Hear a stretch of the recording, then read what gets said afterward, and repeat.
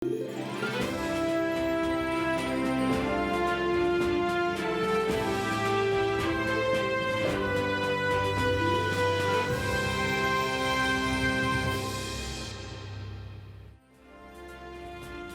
selamat malam. Selamat datang di Talk Politik with Reinhard. Saya Reinhard Sirait. Pemirsa, dinamika koalisi menuju pemilu 2024 semakin intensif dengan manuver sejumlah partai politik. Setelah kunjungan DPP Partai Nasdem ke Sekretariat bersama PKB dan juga Gerindra, lalu Partai Nasdem bersama Partai Demokrat dan juga PKS melakukan pertemuan bersama dengan Anies Baswedan. Hingga saat ini, koalisi parpol belum secara resmi mendeklarasikan calon presiden bersama-sama. Apakah manuver Partai Nasdem membuat dinamika internal koalisi perubahan bersama Demokrat dan juga PKS bergejolak, dan apakah poros koalisi yang ada bisa bubar atau berubah menjadi kelompok baru dengan anggota parpol yang berbeda? Saya Reinhard Sirait, inilah Talk Politik selengkapnya.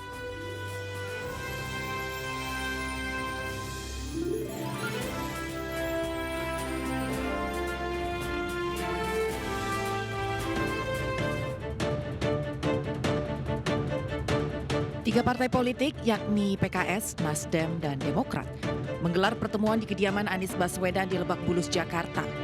Ketiganya mendukung pencalonan Anies Baswedan untuk maju dalam Pilpres 2024. Pertemuan elit tiga partai ini membahas rencana koalisi perubahan yang akan terwujud dalam waktu dekat.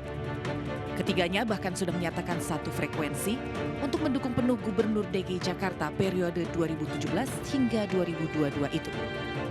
Kami berkumpul makan siang bersama di rumah bersama dengan teman-teman partai koalisi, yaitu dari Partai Nasdem, Partai Demokrat, dan Partai Keadilan Sejahtera. Kemudian ini adalah obrolan rutin yang sebenarnya berlangsung terus-menerus selama ini. Jadi banyak hal yang dibicarakan, update-update, dan guyup, suasananya solid, suasana siap untuk bergerak bersama. Partai Nasdem mengaku terus menjalin komunikasi dengan Partai Demokrat dan PKS, serta membuka peluang sebesar-besarnya bagi partai lain yang ingin bergabung. Begitu juga dengan Partai Demokrat yang berharap bahwa ketiga partai ini segera menandatangani dukungan untuk Anies Baswedan dan menunggu deklarasi 20% sebagai syarat dukungan. Ketua Umum Partai Demokrat Agus Harimurti Yudhoyono telah menyampaikan posisinya secara terang benderang terkait untuk mengusung Pak Anies Baswedan sebagai calon presiden 2024. Nah, tentu harapan kami adalah bahwa tiga partai segera menandatangani dukungan untuk Pak Anies sebagai calon presiden. Sebelumnya, Wakil Ketua Umum dan sejumlah pengurus pusat Partai Nasdem menyambangi sekretariat bersama Gerindra PKB di kawasan Menteng, Jakarta Pusat. Kedatangan elit Partai Nasdem ini disambut sejumlah petinggi PKB dan Gerindra. Dalam kunjungan ini, Wakil Ketua Umum Nasdem Ahmad Ali menyebutkan pertemuan dengan Partai Gerindra dan PKB untuk menjalin komunikasi seperti biasa antar parpol. Bahwa politik itu sangat dinamis, ya. Semua kemungkinan juga akan bisa terjadi, ya. Tapi paling tidak sampai hari ini dua koalisi yang satu sudah terbentuk, satu hampir juga sudah terbentuk. Nah, kita saling mendoakan, oke? Nah, pastikan siapapun pemenangnya pasti itu untuk Indonesia. Nasdem merupakan partai politik pertama yang menjadi tamu di Sekber Gerindra PKB setelah 3 hari Sekber diresmikan. Namun kehadiran Nasdem di Sekber Koalisi Gerindra PKB ini bersamaan dengan isu keretakan koalisi perubahan bersama PKS dan Demokrat. Ya, maju mundur koalisi parpol jelang pemilu 2024 itulah topik utama kita untuk malam hari ini. Seperti apa peta koalisi partai politik jelang pemilu 2024? Kita akan bahas sejumlah peristiwa politik seminggu belakangan bersama dengan 3 narasumber. 2 diantaranya bergabung bersama dengan saya di studio.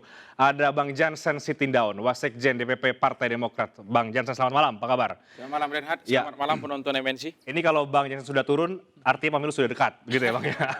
Rumahnya udah Sudah kelihatan. Juga ada Mas Saiful Huda yang bergabung lewat sambungan Zoom. Saya sapa juga Mas Saiful Huda, Wasekjen dari PKB. Selamat malam, Mas Saiful Huda. Malam Renat, apa kabar? Oke. Johnson sama Bang Malam, Pangi. Mas Saiful. Ya, dan juga ada Bang Pangi Syarwi Caniago, Direktur Eksekutif Foxpol Center. Selamat malam, Bang Pangi. Malam Bang Reinhardt, malam Bang Jansen. Jadi, Bapak-Bapak semua, kita bahas soal koalisi parpol yang seminggu ini tampaknya cukup dinamis ya. Saya mau langsung ke Bang Pangi terlebih dahulu dari kacamata luar, melihat ada pergerakan-pergerakan partainya Nasdem, pertemuan Jokowi Surya Paloh, kemudian juga statementnya ketumnya Bang Jansen, Mas AHY. Apa yang Anda simpulkan dari situ? Ya pertama Bang Reinhardt, kalau peristiwa momentum itu kan nggak satu peristiwa ya. Ada bentangan empiris peristiwa yang menyambut setiap peristiwa itu. Ya. Tidak satu rentang, tapi panjang perjalanannya. Jadi saya pikir ada 3 peristiwa menarik. Pertama adalah peristiwa Demokrat secara resmi sudah mengatakan akan mengusung Pak Anies sebagai capres. Soal cawapres ternyata memang saya lihat AHY atau Demokrat tidak terlalu ngotot untuk memaksakan itu. Ini menurut saya sangat menarik karena bahasa seperti Mas AHY itu berkelas sekali. Karena tidak harus AHY. Ya. Tetapi prosesnya equality, setara. Kesetaraan itu artinya bukan berarti AHY tidak pantas juga, tidak berhak juga. Karena di hasil surveinya Foxpol juga menunjukkan elektabilitas beliau sebagai cawapres itu potensial. Ya. Nomor urut 2 setelah Sandiaga Uno, baru Ridwan Kamil ada di angka 16%. Nah artinya potensi beliau untuk digandeng menjadi cawapres juga ada peluang itu. Nah di dalam politik itu pendekatan koalisi kita kan sayang sekali sekarang Bang Rehat ya, koalisi berbasis figur kandidasi. Jadi kalau nggak koalisi itu, kalau nggak klik itu, kalau nggak ada calonnya, wakil calonnya itu kader mereka sebagai capres atau cawapres. Nah koalisi seperti ini rentan sekali Bang Reinhardt, karena lem perekat koalisinya nggak kuat. Dan ini yang terjadi di koalisi yang ada sekarang. Koalisi kita itu cenderung transaksional, pragmatis, jangka pendek. Jadi berkoalisi atas dasar kandidat, nominasi menurut saya agak keliru. Mestinya kan bangunan koalisi kita itu programatik, visi kecapresan, bagaimana Indonesia dibawa ke depannya, seperti apa solusinya, apa narasi tentang mengatasi persoalan kebangsaan, rute trayeknya begitu. Jadi itu yang saya maksud adalah koalisi catch all party, koalisi berbasis ideologi, program, kebijakan. Oke, Bang Pangi, ketika ada statement dari Mas AHY soal mendukung Anies Baswedan, menurut Anda apa makna di balik pernyataan Mas AHY itu? Ya bisa dua, bisa saja memang karena ingin Demokrat kalau memungkinkan itu kan potensinya ada AHY sebagai cawapres. Karena beliau adalah kader terbaik juga. Kalau kita lihat lumbung suaranya AHY juga punya basis yang berbeda dengan Anies. Misalnya ada di Sumatera, ada di Jawa Barat, ada di DKI Banten juga.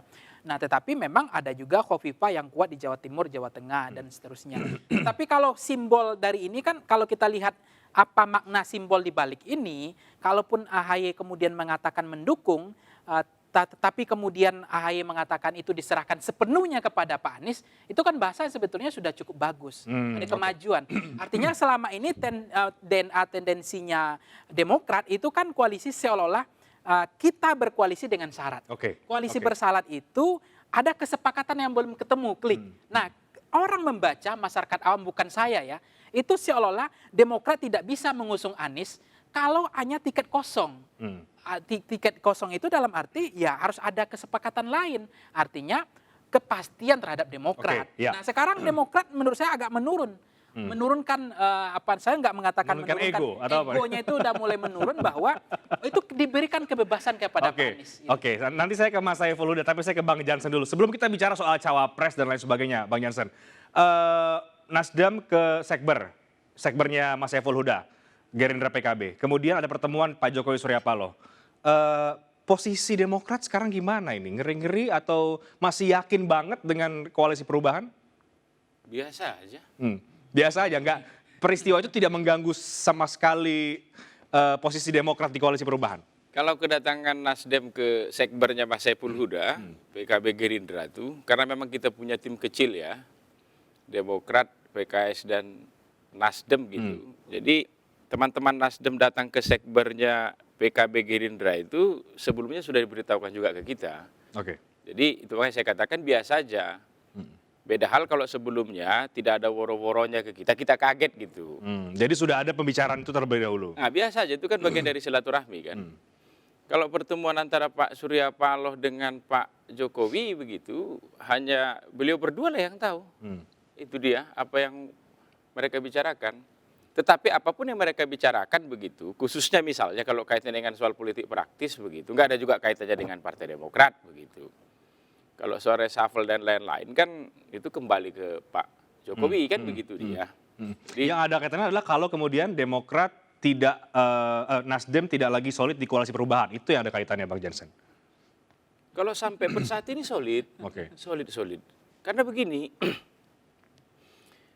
PT 20% itu kan mewajibkan seluruh partai di luar PDIP ya untuk berkoalisi. Itu makanya butuh kesetaraan begitu. Karena semua sama-sama butuh nih.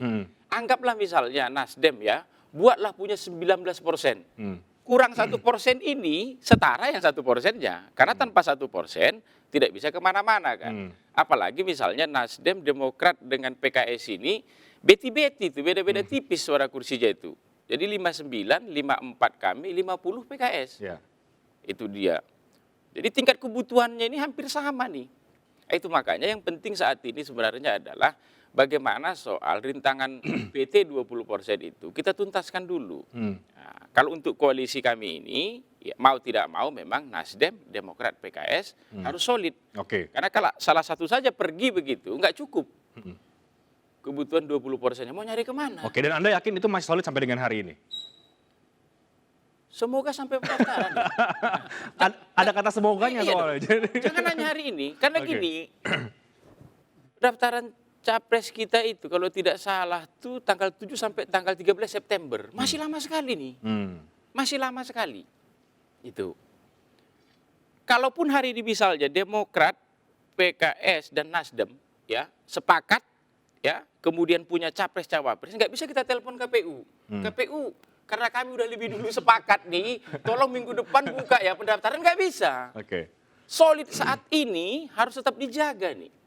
Itu sampai September 2013 ini pendaftaran. Itu. Kalau soal dinamika begitu itu normal. Ini sama seperti ada 3 perusahaan besar begitu ingin melakukan merger, investasi atau diversifikasi usaha begitu di tempat tertentu. 3 perusahaan besar ini punya latar belakang yang berbeda. Termasuk proses pengambilan keputusan yang berbeda. Ada perusahaan cukup direktur utama memutuskan selesai. Ada perusahaan yang di ADRT-nya itu direktur utama nggak cukup, harus ikut juga komisaris. Ada juga perusahaan harus ikut rapat umum pemegang saham begitu. Jadi dinamika antara Demokrat, PKS dan Nasdem ini ya itu tidak mengurangi kesulitan kami. Oke. Penting nanti ketika ini sudah diikat begitu menjadi satu keluarga itu solid terus sampai September. Kalau sekarang biasa, ini kan proses ini pacaran ingin menggabungkan kan. Itu ide, pikiran, gagasan begitu. Oke. Saya ke Mas Saiful Huda. Mas Saiful Huda, bagaimana di koalisi Kebangkitan Indonesia Raya? Nah, ini kemarin juga didatangi oleh Partai Nasdem. Artinya sekarang apakah memang Anda bisa mengatakan bahwa memang akan ada partai di koalisi perubahan yang akan bergabung atau bagaimana sebenarnya? Ya, persis apa yang disampaikan oleh Jansen sebenarnya, bahwa kita menerima Pak Ahmad Ali, Nasdem, sama Willy dan kawan-kawan kemarin, karena memang mereka kontak kita, ingin silaturahim, dan lalu terjadilah agenda silaturahim itu hari Kamis itu. Ada 2 hal disampaikan oleh Pak Ali waktu di Sekber PKB Gerindra. Yang pertama, mengucapkan selamat atas sudah berdirinya Sekber PKB Gerindra, yang dalam hitungan kursi maupun hitungan suara sudah memenuhi tiket untuk mengusung dalam Pilpres 2024. Yang kedua, Pak Ali menyampaikan bahwa dinamika politik ini makin tinggi ke depan, dan dinamika politik ini prediksinya sama seperti Bang Jansen tadi, belum berujung. Nah, dalam situasi itu menjadi penting semua kekuatan politik untuk silaturahmi, menyamakan persepsi, dan ya, pasti saling menggoda menurut saya, saling mencoba untuk ada yang mengambil inisiatif, ada yang mengajak, ada yang minta dipinang, ada yang dan seterusnya dan seterusnya. Itu biasa memang, karena waktu kita masih kurang lebih sekitar 7 bulan ke depan sampai bulan November ketika pendaftaran Pilpres pasangan presiden wakil presiden didaftarkan ke KPU. Yang ketiga menurut saya menarik ya, ini tinggal ditanya terus sama Johnson sebenarnya. Peristiwa soal dukungan Demokrat kepada Anies Baswedan, kalau dihitung secara kronologi waktu kan itu dikeluarkan malam hari sebelum pagi atau sore harinya Pak Surya Paloh datang bertamu ke istana, yang siang harinya juga diikuti siang hari sebelumnya pada hari yang sama Pak Ali, Willy dan teman-teman dari Nasdem silaturahmi ke Sekber PKB Gerindra. Ya. Itu perlu dijawab sama Johnson itu. Kronologi waktu itu bermakna apa? Kira-kira begitu. Bisa langsung ditanggapi Bang Jansen, silakan. Jadi maknanya apa ini? Kata Kang Uda, kronologi waktu. Enggak, tidak ada makna apa-apa kalau soal itu. Jadi kalau soal mendukung Mas Anies ini sebenarnya ya, sejak awal posisi Partai Demokrat ya, pasca beliau beberapa bulan lalu datang ke DPP Demokrat, itu sudah clear sebenarnya soal itu. Tinggal memang soal pembahasan Wapres ini ya, modelnya ini yang agak berbeda begitu. Berbeda itu bagaimana, Pak? Nah, itu makanya kemarin keputusan kita bersama itu sudahlah, serahkan aja lah ke bakal calon presidennya begitu. Tapi tentunya karena kita ini ingin menang begitu ya, mau tidak mau kita kembali juga ke Voxpol atau ke lembaga survei yang lain begitu. Kita lihat kan angka-angka itu, siapanya calon wakil presiden yang paling pas untuk mendampingi Mas Anies begitu. Kalau Partai Demokrat begini sebenarnya, kalau putusan Rapimnas kami kemarin itu sebenarnya tidak mendukung individu. Itu makanya saya dalam beberapa kesempatan ditanya, apakah Partai Demokrat akan mendukung Mas Anies? Saya katakan, sepanjang Mas Anies kemudian ya konsisten ya menjalankan soal perubahan dan perbaikan sebagaimana keputusan Rapimnas Partai Demokrat kemarin, sepanjang itu juga kami akan mendukung beliau. Itu makanya kalau harapan kami Partai Demokrat, biar bagus juga untuk pemerintahan Pak Jokowi ini, biarlah Pak Jokowi ya dan pihak yang ada di istana begitu memilih kandidat presiden wakil presiden ya untuk masuk dalam klaster blok lanjutkan. Kan cantik tuh kalau Pilpres kontras dia, lanjutkan dan perubahan begitu. Kalau kemudian misalnya perubahan kalah, benerlah yang dilakukan oleh pemerintahan Pak Jokowi ini. Kan itu dia. Itu makanya kami fokus pada tema perubahan dan perbaikan itu. Itu yang kita katakan, kalau bisa kandidat kita ini memang ya potretnya itu adalah potret perubahan dan perbaikan. Jadi Pilpres besok kita ini agak kontras sedikit lah begitu. Itu dia. Itu makanya di Rapimnas kita akan fokus mendukung kandidat yang mendukung perubahan dan perbaikan. Sekarang kami masuk ke tema itu sekarang. Jadi kita ke Mas Anies silakan jenengan memilih wakil presidennya. Tetapi potret kita perubahan dan perbaikan ini jangan juga jadi berubah kan begitu. Itu dia.